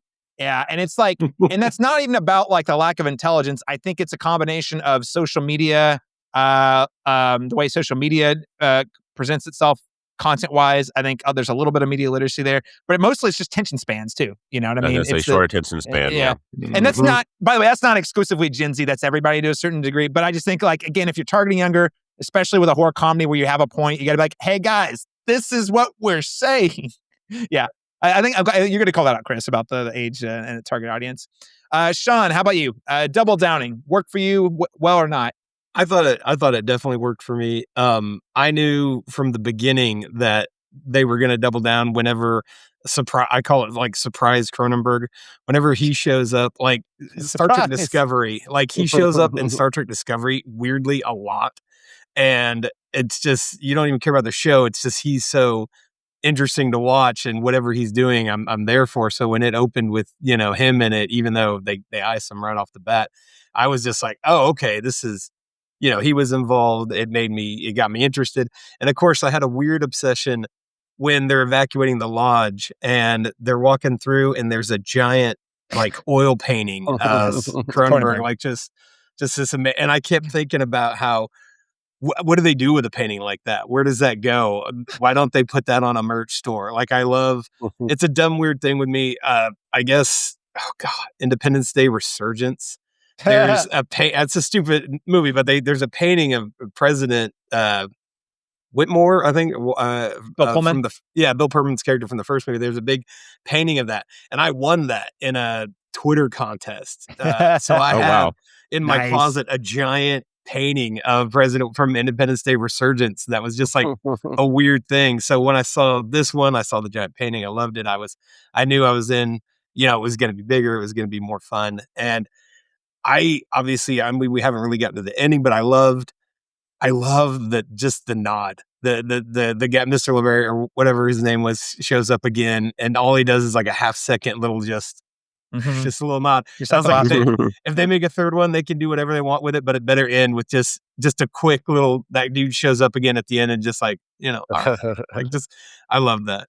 I really dug it. Yeah, no, I'm glad you brought up the ending, because I think that's the one thing I want to. I agree with everything that's been said. The ending for me is probably the part that, when you talk about the meanness, I think is where it's. I will say this movie overall is less playful. Like I mentioned, like one of my favorite things about the first one is like the playful it has with the audience. I actually feel like this is the least playful of the movies that I've seen from Radio Silence. What it trades though is brutality. And you see the meanness and the brutality to both the character, all the characters, to Samara Weaving, her sister, and also the rich people throughout. But the ending in particular, I think if you're going to continue to make the point that the richest rich people on the planet are actually awful people, I think this is a great job. I actually think her throwing the ring into the pit was chef's kiss, because these people they have had so much power. Either they've killed a lot of people stepped on a lot of people to get there, or they were born into it and they've never lived life without it. So like all bets are off. They will jump into the pit full of dead goats and whatever, and they will dig through and they will kill every person in the pit if they can just have the ring of power, And I think it just goes to like show like how there really is no morals at the top at all. Like, they don't care. It's all about grabbing power. They'll say whatever they have to say. They'll kill whoever they have to kill. It just did not. And the movie, I think that was a very fun and creative way to do that. And I love that we have, Grace Samara Weaving's character as like sort of the audience stand-in. That's like, I don't want this shit. Just, have at it. I just want to live my cannibalize life. yourselves. Yeah. Go out. Yeah, I don't want it. Yeah. Well, I thought what was particularly ingenious too is that at the end it's like, no, anyone who grabs the ring can grab the power now. So you have like the German servant woman jumping into the pit as well to grab the power, and it's like this great equalizer of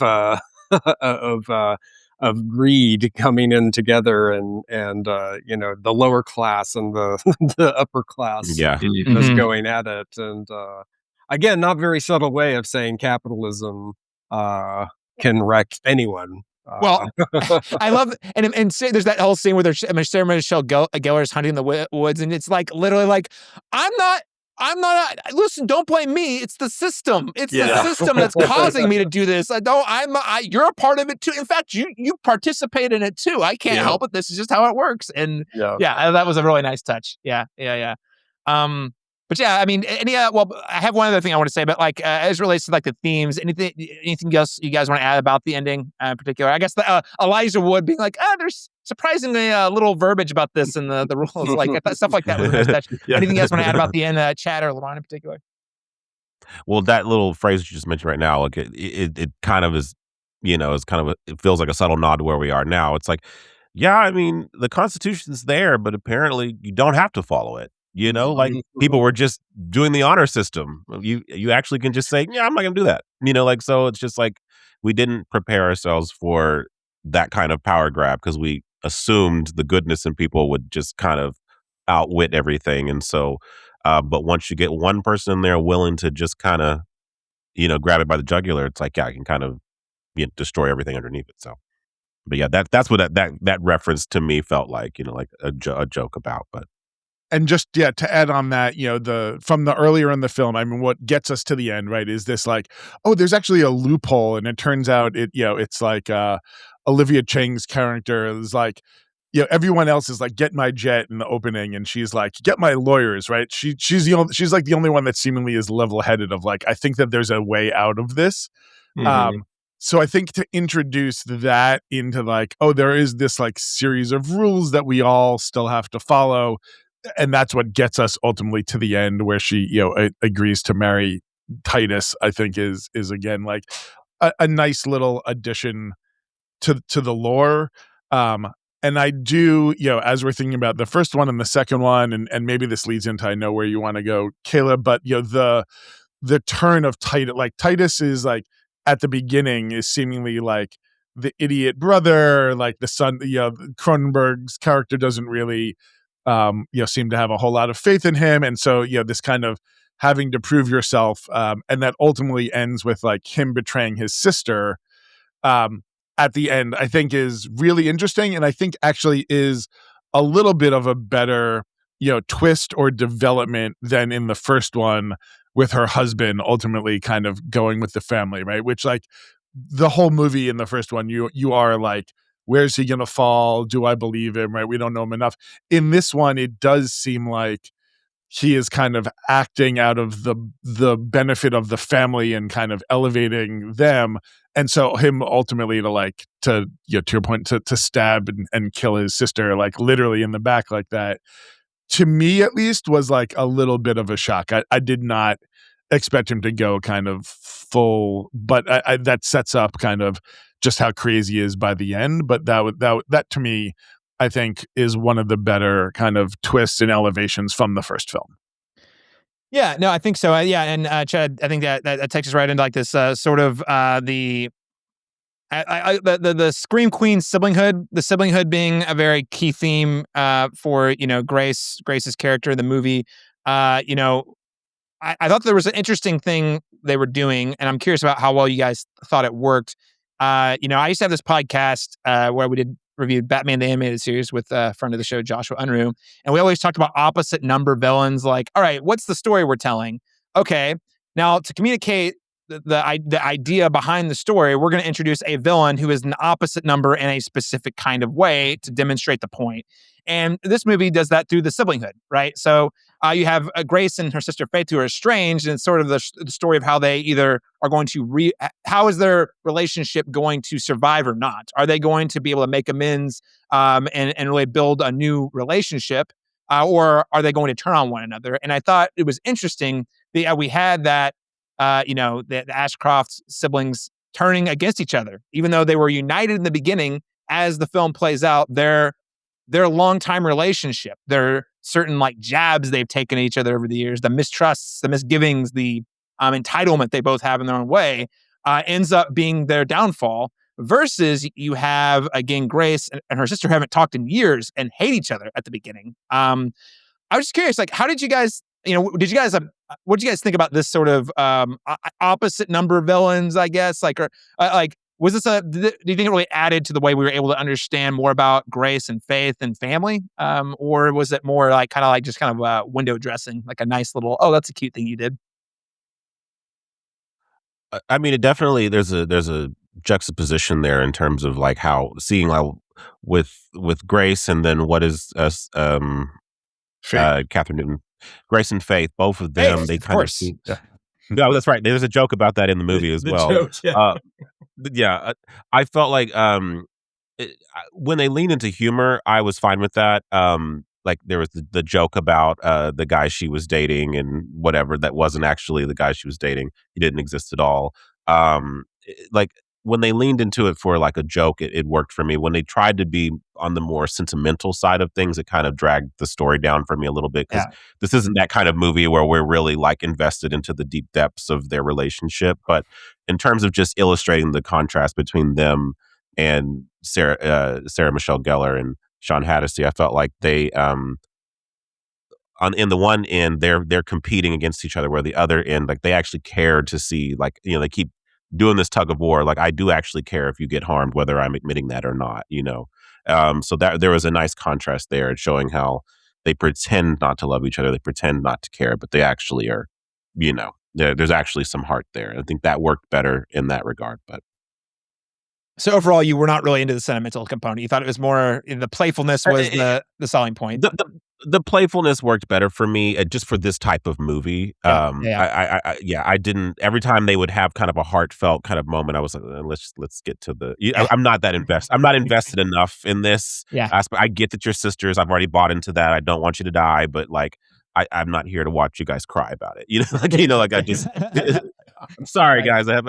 That's not what I want in my Ready or Not movie, but I'll watch it in sentimental value. Okay, like that's why Oh, sentimental value. That's a cold off the cuff recommend there. If you do want familial drama that's real and meaty, that'll make you cry. There's a movie for that. Yeah, exactly. Sean, what did you think of the sisterhood sort of subplot storyline? I like the addition of it. For this movie, I thought, if you're going to do a sequel, if you're going to build on it, I mean, if they just had herself, in the jam, but it wouldn't have been as interesting. I mean, again, it would have been like, oh, we just did this. Like they're just chasing. Yeah. Adding the sister, I thought the dynamic there was fantastic. I liked that they weren't like good friend, like close sisters. Like they were, they were separated. They were, they hadn't seen each other in a long time. I thought that was interesting, having antagonistic main characters to each other. I thought was interesting. I thought it was a great idea to put that in the movie like they did, instead of just two siblings that are just like, oh, we're best friends. There's no conflict. We're just, we know who's the one in charge and who's the one that's not. Like this one, they're both in a situation they don't know what to do. I mean, obviously, Samara had been through it just for the first movie. She just went through this. So she had, like, follow me, and the other sister's like, do we go this way? Like, I thought it was great. I thought it was really well thought out to write it that way. Yeah. Very cool. Chris, anything you want to add? Just that for me, we did see a lot of this estranged sister relationship in Scream 5 and Scream 6. Yep. So that it felt a little too familiar in that regard. But at the same time, Samara Weaving and Catherine Newton have a lot of great chemistry together. They're really, as Laron was saying, when it's comedic and it's played for laughs, they play off each other really, really well. Catherine Newton is kind of getting up there in sort of screen queen territory as well, so it was cool to see her interacting with Samara Weaving in that way. And to the point that we needed a new character to sort of go through this with Samara Weaving is definitely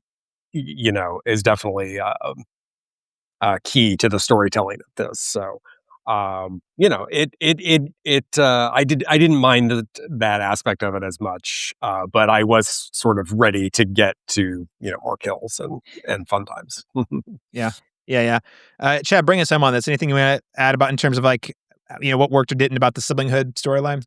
Yeah, I mean, I think it's been covered. I think the one of the things that they did point out kind of during the discussion is they basically, as the two sisters get closer, right? The two siblings, Sarah Michelle Gellar and Sean Hattasey, get further away, right? And so there is this point where they kind of cross each other, and like that was by design, right? Essentially, like the family, the kind of familial bonds are essentially kind of breaking for one and strengthening in another. I think the only other thing I would add that we haven't talked about, like, I think it does give us that great like fight scene where they're each fight. There's there's one in the wedding. Samara Weaving's in the wedding, and then in the hallway, Catherine Newton's getting beaten up. I think that was visually like one of the better parts of the film. I thought it was a really good kind of ongoing fight scene, and it wasn't just an axe. It wasn't just a gunshot. It was this this kind of back and forth where each one's getting the upper hand and things like that. I thought just played out really well. With, I can't remember what the song is now, but I remember at the time being like, turn around. Turn around. Yes. Turn around. Yes.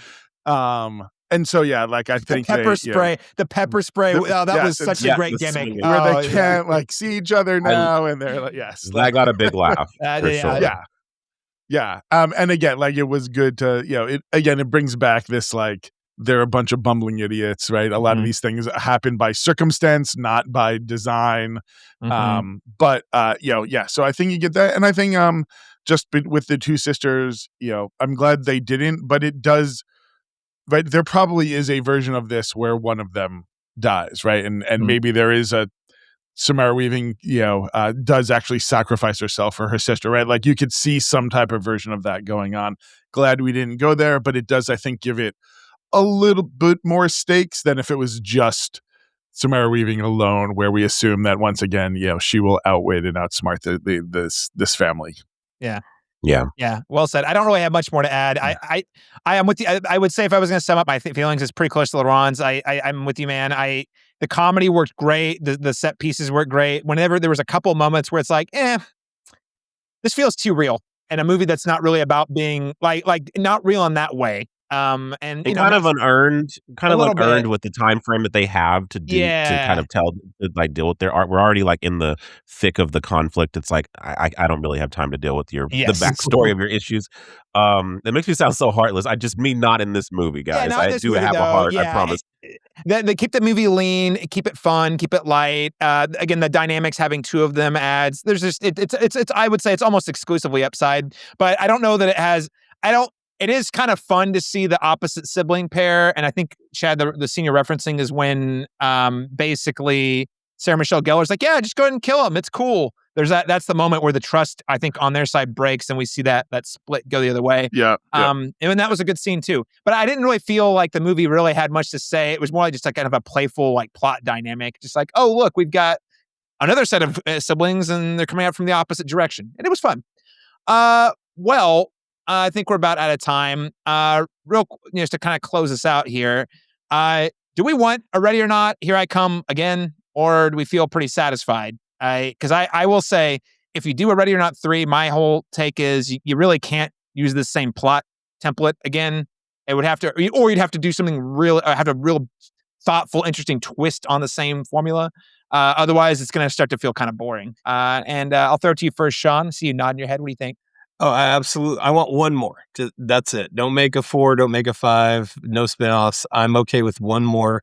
Kind of wrap the trilogy up of this character, of her character's experience with this organization, with this family, or the families. Because now there's a new power vacuum again. Kind of like at the end of the first one, there was a head seat vacuum, and now this one there's an entire council vacuum. So obviously, for the next movie, I'm just hoping they don't lean into like stunt casting, and just actually have big celebrities like a Taylor Swift, like that Mr. Wonderful guy or whoever, like a Tech Bro, actually have the real people show up, and play fictionalized versions of themselves.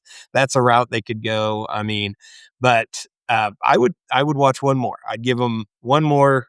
I think they've earned that. I think that would be fun. Tell her, finish her tale. Yeah. Yeah. What do you think, Laron? I'm kind of indifferent. I feel like I would be fine if this is where we ended, but if we do go somewhere, then that would be the route that I would want them to take. I think they should also open up the landscape here. They kind of did that here a little bit more. It's not as much of a chamber piece as the first one.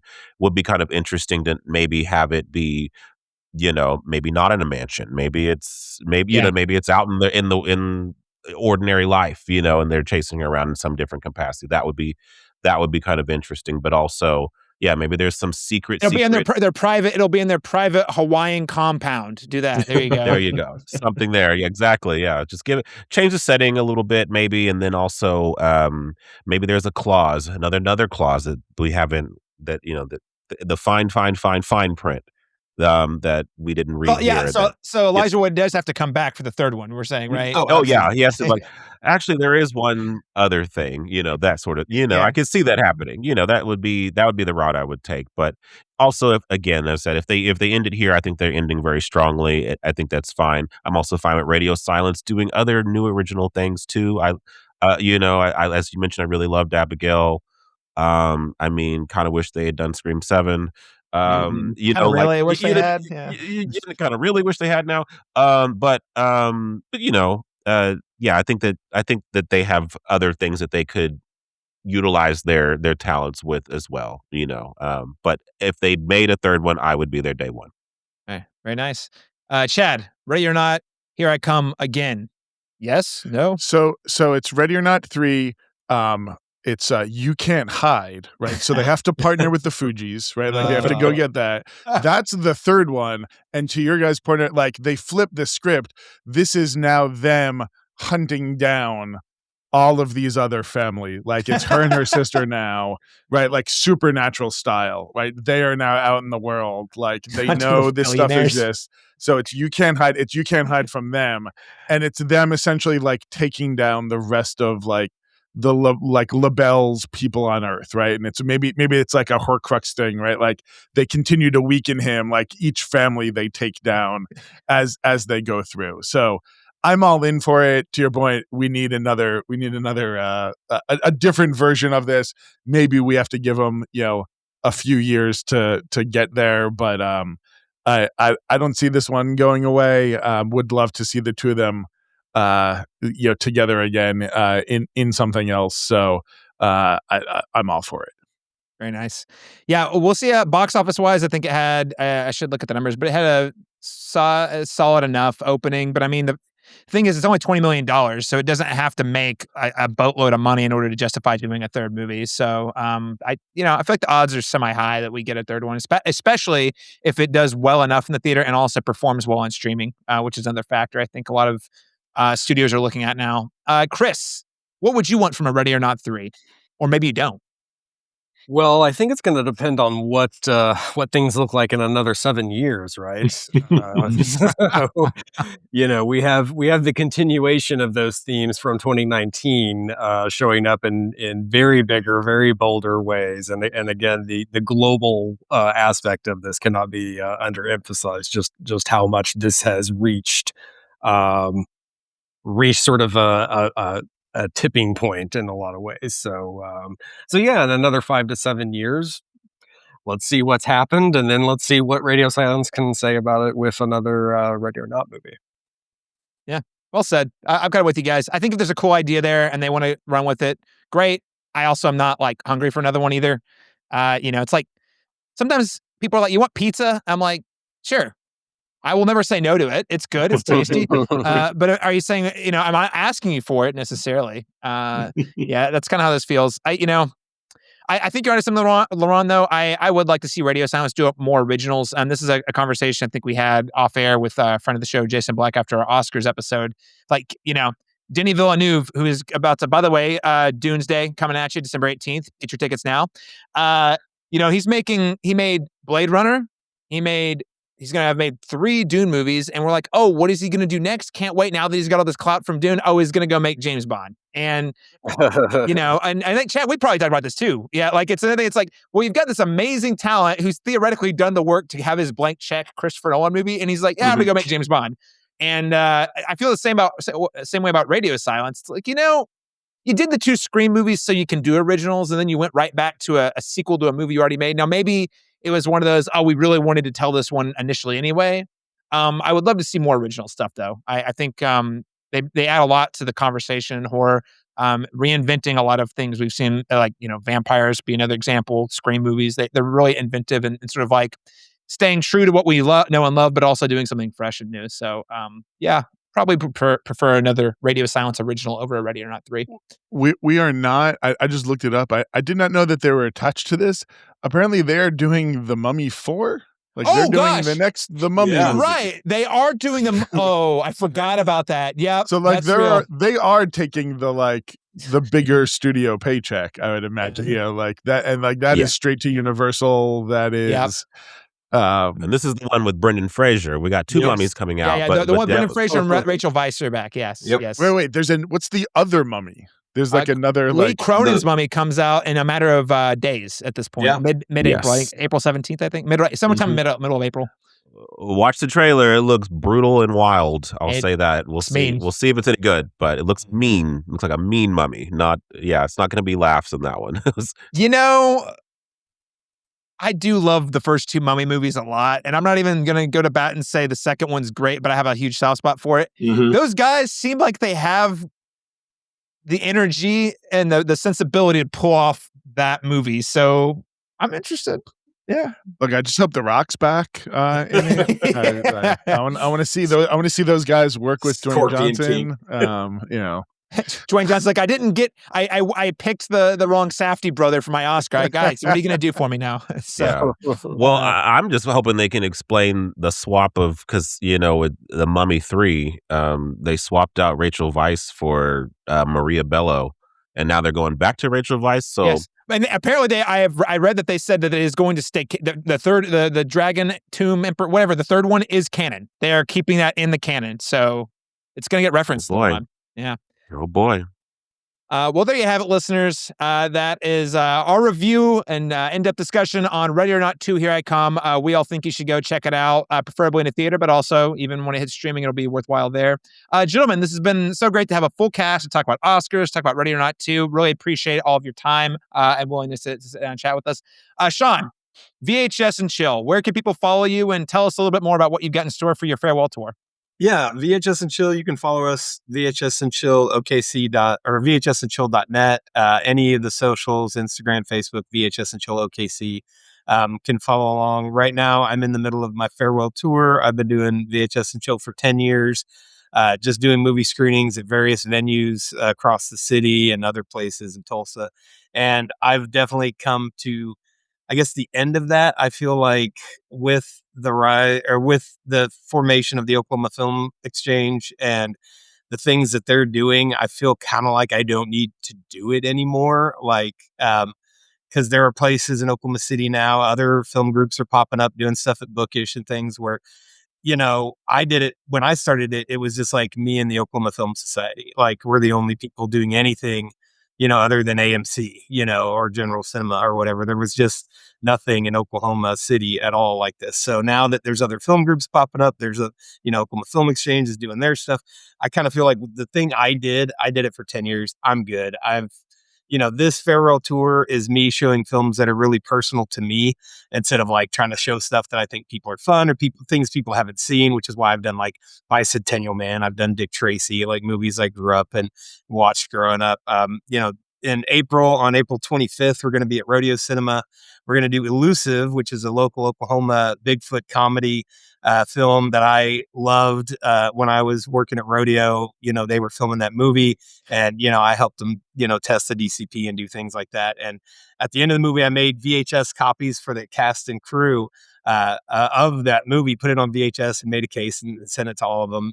And so like Mickey, the director, Brad, Chad, they're all coming back to do a Q&A for that screening, going back to Rodeo again because I used to do VHS and chills there for years. And then after that, I'm going to a place in Norman, and just through August is when it'll end with a big show at the OFX. Will be kind of the end of the VHS and chill. And it's not like I'm done. It's just doing that is kind of over. And I've got all these different ideas, all these different other things I want to do. I'm working on a short film. Everybody's working on a short film. I've got something I'm putting together, and I'm also shot a bunch of stuff for that I kind of really want to focus on and spend time finishing that. And, there's just all kinds of other movie shenanigans starting to pop up in Oklahoma City now and Oklahoma in general that, I want to get involved in or help or, do what I can without just showing goofy old movies on VHS, which has been a lot of fun. And I've met, all of you people, through VHS got me to Rodeo got me to, all kinds of stuff. And I've met so many people and cool people over 10 years that are it's been an experience. It's been just a blessing to be able to do it. It's so fun. Just to say one, Bustamante, the guy who runs the 51st Street Speakeasy, he told me, because I just did the Dick Tracy there, he said VHS and chill. He said he loves what I do because I stop time. He said everything's going too fast. The world is crazy. There's always stuff. But he goes, you're always watching Dick Tracy. You're always watching, some old VHS movie, some goofy thing. You just want to pull people out of it just for a little bit to just sit back and enjoy. Not necessarily fine film or masterpieces, but, it's somewhere where people can sit and watch Surf Ninjas and have a beer, it was just, and not think about everything that's going on. And I really kind of saw that when he said that. And it's just, I just love what I did, but definitely ready to move into some other things. Well, appreciate all you did for the Oklahoma City film community. Again, I think I really enjoyed participating in the Jeff Goldblum Film Festival. That was a fun time.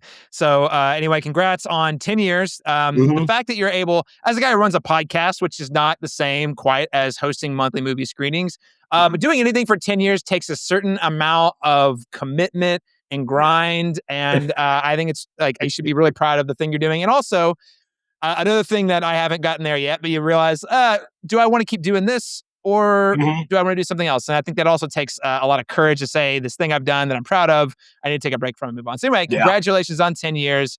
And sad I will not be in Oklahoma City to be there to see the end of it. But what you're doing is invaluable to the community. So thank you for that. Chad Parizman, where can people follow you and all the great things you're doing online? If you work for a brand that's thinking of starting a podcast, talk to me. I am C. Parizman on anywhere I want to be found on the internet. Very nice. Nice and simple. Laron Chapman, where can people find and follow you? You can follow me for more episodes here at thecinematropolis.com, or you can follow me on Letterboxd at Cinna_Black_man. Get those Letterboxd follows. Follow Laron. It's a great time. Christopher Shultz, where can people find you online? I'm mostly active on Instagram. That's about the only place I still post anything to. And you can search my name, Christopher Shultz, or my handle is Agastus. Gastus. I love it. You can follow me, of course, on all the social media channels. C Masters Talk, that's letter C Masters Talk. thecinematropolis.com, you can find more thoughtful conversations like this. I'd also say I've made a huge pivot with our social media strategy. Once Twitter died, we are now full gung-ho on Instagram at the moment for Cinematropolis. So if you want more updates, you get some special short-form reviews that Laron, you just did a special review last week. In fact, maybe you can tell me about that. Special Instagram exclusive content. It was Instagram exclusive, it was initially Instagram exclusive. People saw it on Instagram first, yes. Yes, this was. Are you talking about Reminders of Him? Yes, you did that exclusively for Instagram. Eventually, I put it on the RSS feed, but you made it. Yes. You The sat Colleen through it. Hoover novel. Yes, I did sit through it. Yes. Tariq Withers, who was also in Him, the horror, I guess the horror movie that was produced by Jordan Peele, wasn't very good. So Him and now Reminders of Him. So I feel like there's a weird trilogy that we got going on, with these two movies. Even uses the same font, by the way. Him. It's kind of fun. They Check do. it out. They But do. yes, you can find exclusive reviews like Laron's review of Reminders of Him on Instagram. So that's at the Cinematrop. Otherwise, I'm on Letterboxd. Check it out there. Hey guys, it's been a fun time. It's funny. This is actually a low key part 1 of our part 2 Grace review series, because we reviewed Ready or Not 2, starring Grace. And we're moving on next week for our review of Project Hail Mary, which also stars Ryan Gosling as a different Grace. So make sure to stay tuned. We got some exciting guests in the pipeline. I think it's a great conversation.